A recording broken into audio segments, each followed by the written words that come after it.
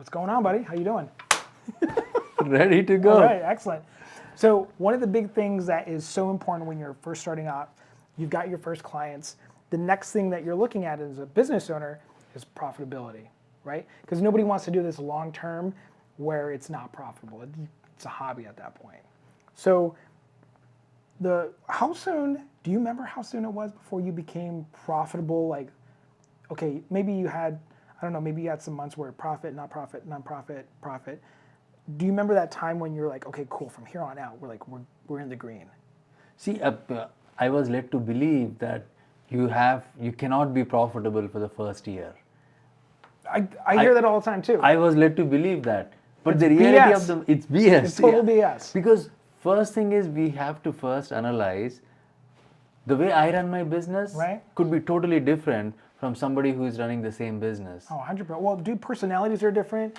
Your mindset, your approach, your experience, your network, just too many variables to mention. Leverage, everything is different. So it's very important. The sooner a small business owner is going to do a deep dive into their profitability, Right. the better. Okay. In the sense that you need to understand what a 15 minutes is worth for you Right. in your business. Because if you look at the final profitability, like you see the gross income, then all the expenses, and at the end you see the net income, right? Right. The net income, how much are you making for how long that you spent on the business? You need to understand your dollar value for every minute, they say, right? But I will say, not to sound too cocky, maybe 15 minutes. Every 15 minutes, how much is it worth? Right. Okay. Because even if you show up to any work, if you're a small business person, like you and me, freelancers, right? Nobody pays for our 401k. Nobody pays for our health insurance. No. Nobody pays for anything, right? You have no benefits and all that. And you're wearing so many hats. In the beginning, you are marketing, you are production, you are the CEO, the COO, The janitor, janitor, everything, everything. You are everything without any benefits. So it's even more important for the small business owner to realize what their profitability is, how much is their time. Like some people call me and then they talk for like 30, 40, 50 minutes getting free advice. And they have zero intention to do any business with me, right? Right, It happens. right, yeah. So in the beginning when I started the business, I was spending a lot of time with people not knowing what my time is worth.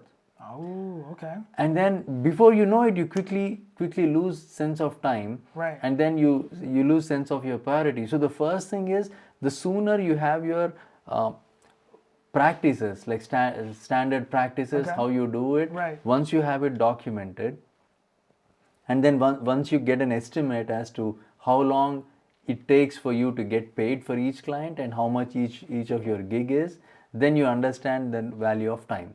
So the sooner you get to it, that's the first step. That's so important. So important. Yeah.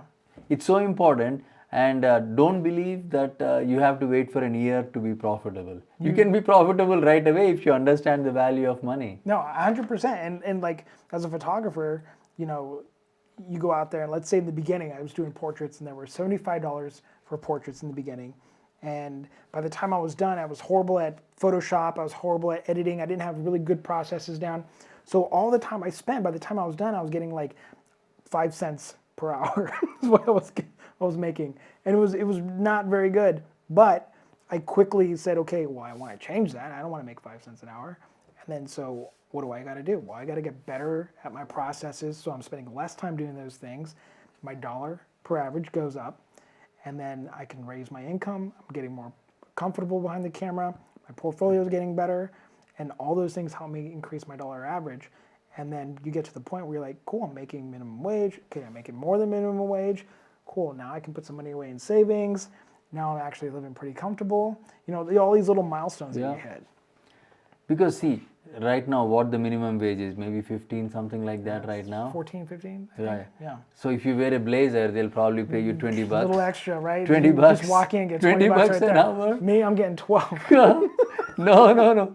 It's like, so the point I'm trying to make is, as small business owner, you have to understand that if you show up at some places, you probably get paid 20 bucks an hour or more.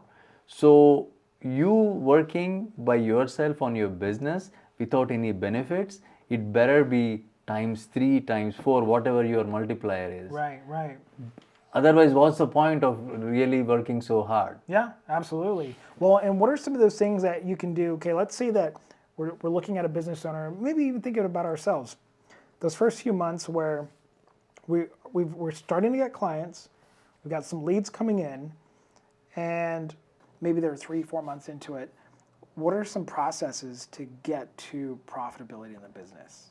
The first things that they can do. What is something maybe you did? The first thing that I did not do, that I regret that I didn't do it early, Okay. is creating a clear statement of processes so that it's predictable for the customers. It took me a long time to get there. Yeah. The reason we take a long time is we feel that we are still learning it, and then we think that, okay, we are going to do it later. The negative with that is not only we cannot measure the profitability, first of all, the customers cannot have a predictable experience working with us, right? So with that unpredictability, it causes so much of confusion in how we treat our customers and how we take them through different workflows every time. Yeah. So without all that being predictable, you cannot have a way to measure how you can be profitable, and you cannot see where you can be more productive and save some time, save some money, save some resources. Well, one of the things that I learned later than I probably should have was if there are things you're doing repeatedly for somebody, for clients, turn that into a process, see if you can create some kind of visual aid or infographic or something like that, email template, whatever it is that's applicable to that situation, so that you don't have to keep rewriting that email. You don't have to keep explaining that thing to the clients. Maybe you sit down in a video like this and you explain like a certain part of the process, right? You take that off your plate, and maybe you just do that with one small element of your business, but over time you look back and you're like, I got a whole manual here for my business. Yes. I mean, that's going to provide so much of value to the employees who are working with you. Otherwise, if everything is in your head, Right. and your employees will be so confused working with you, and talking about profitability, you are probably paying them for them having to second guess you. If you have a good documented process, this is how we are going to do it, this is how the workflow is going to be, Right. it's going to help you also identify pockets of processes wherein you can either automate or you can leverage. And that is where you need to have lot of advantage in trying to cut your costs. Right. If there is a if there is a particular thing that you repeatedly do, Right. you can probably automate it. Like for example, I remember a time wherein we were taking appointments, right? Okay. Taking appointments from buyers and sellers, Right. and basically we are trying to figure out the most convenient time. Okay. Then we switch to Calendly. Calendly is wherein we have it in our signature file, wherein if you want to set up an appointment with us, you can click on it and Right. set up an appointment. And it's easy, so it syncs with our regular calendar. So if I have my appointments, it already tells the customer that they can use that time. Something as simple as that. Yeah. So all that you'll only know once you start to know how much time you're spending taking appointments. That's true. Otherwise, it's going to keep on seeping and you'll not be profitable. That, I really like that tip of being like finding leverage somehow, right? And I know for me as a creative, one of the ways that I found leverage is I brought in editors to help me out with photo shoots where, okay, I could edit this photo shoot, but I'm doing a lot of them. It's kind of low hanging fruit. How can I like speed this process up? Yeah. And for me, that was with my real estate photography. So what I started doing was outsourcing a lot of especially when I first started. Okay, let me do the editing. Editing's taking maybe an hour per property.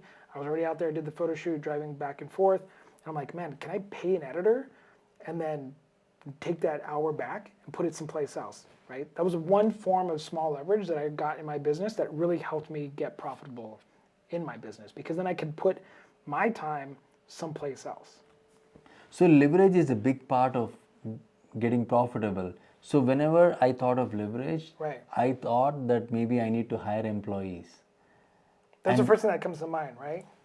And I That's just gave an example Yes. of that in a way. But okay, what is another way that you can leverage yourself? Yeah, another way is to use freelancers, right? There is a lot of people who are willing to do it remotely, and also people who don't want to work full time. Right. and then they are willing to help contribute. Well, especially if you're a brand new business and you're just starting out, you probably don't have the budget because we're talking about trying to get profitable, right? You're not there yet. Maybe you don't have a lot of money in the bank to kind of make this happen, but you got a lot of passion, right? So that's your runway, is the passion you have. So your suggestion, and I agree with it, is to say, okay, well, maybe we don't look at a full-time employee 40 hours a week, but can I offset 10 hours with a freelancer, right? And maybe I'm spending a little bit more hourly than I would otherwise, but they're available now. They already know the thing that I need them to do, and they're probably already doing it for somebody else who's in the same field that you are.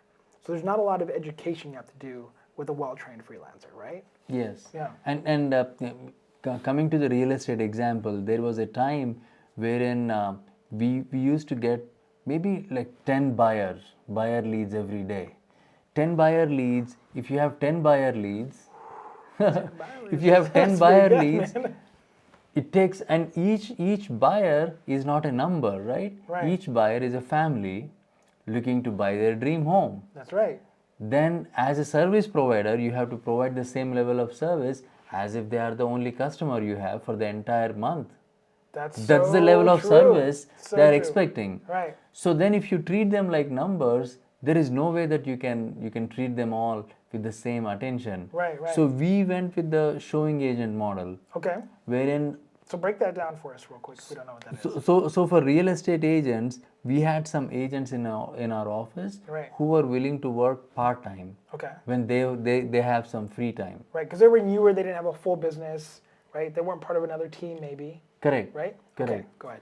So what we did was we have gathered the requirements from the buyers, wherein we did the initial orientation with the clients. Okay. And as soon as we have the requirements, then we told the clients that we are able to pick our homes and show, but it will not be me coming and showing the homes. Yeah. It will be one of our showing agents.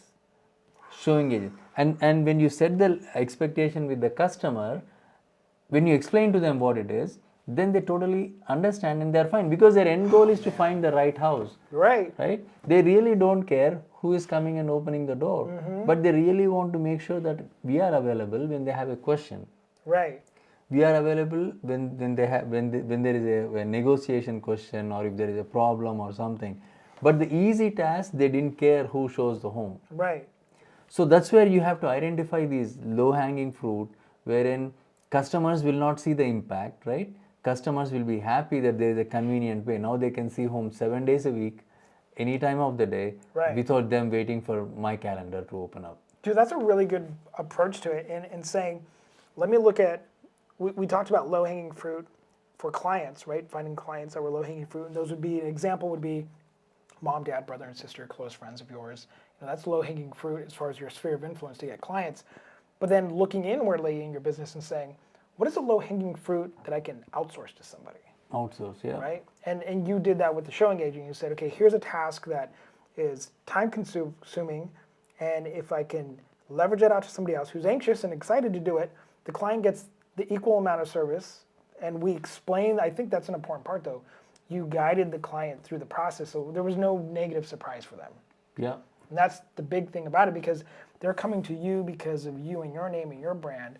But when you can walk them through that step and showing agent and what they can expect from that, and that you still are available via email, phone, whatever it might be, for additional questions, it allows you to do that successfully, right? And not only that, the customers are going to appreciate the experience they are getting, Right. and you're going to appreciate the profitability of it, because you're leveraging your time, your resources, and you are able to streamline your process, and you're able to document it clearly, because the showing agents are also now part of your team, and then it reflects so professionally. So that's why, going back to the first suggestion, you need to document your processes and map it out, so that you can figure out which aspects you can leverage, so that you can be more profitable. Dude, I love that. So that's a really big tip, is finding that low-hanging fruit in your processes, finding leverage, and that is one quick path to profitability. Yes. I definitely found that in my own business. Like I said, I gave an example with the editing.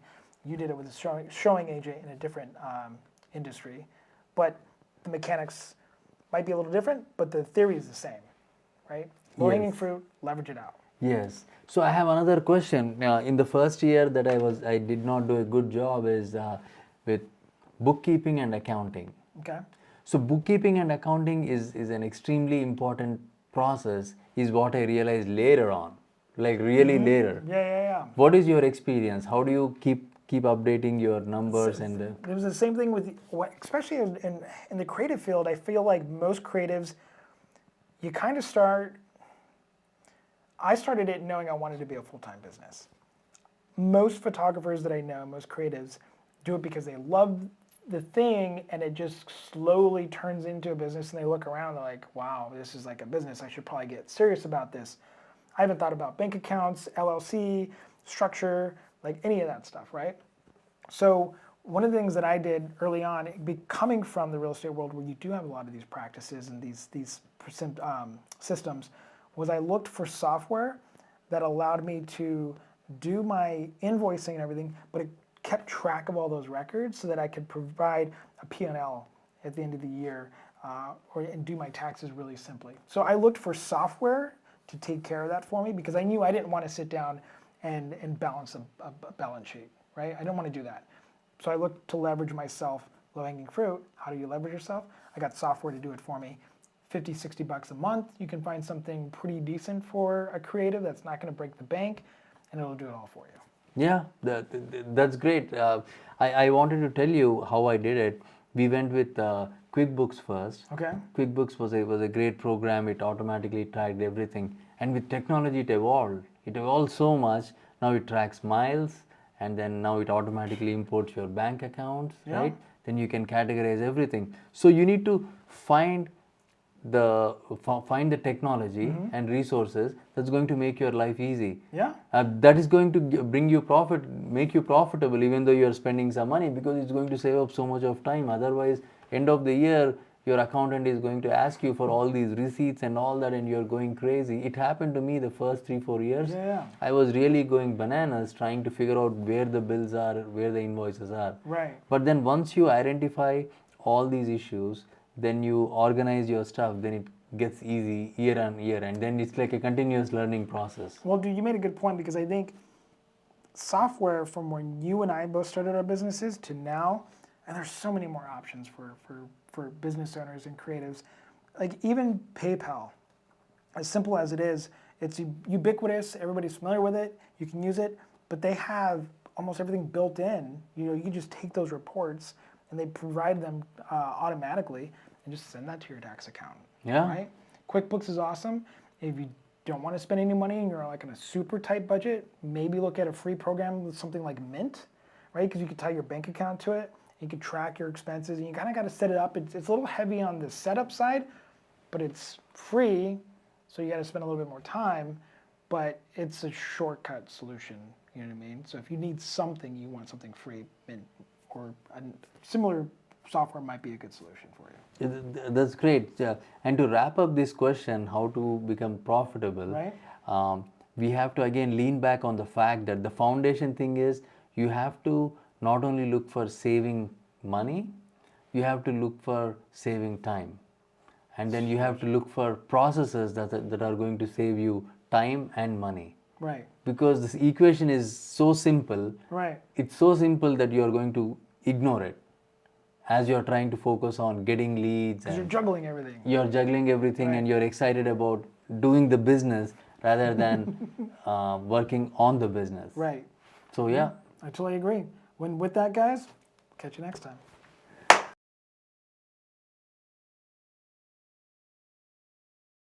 Question, right? Did you have this the whole time? No. Oh. We need to start promoting these. I know, right? This is the secret of muscles. Yeah.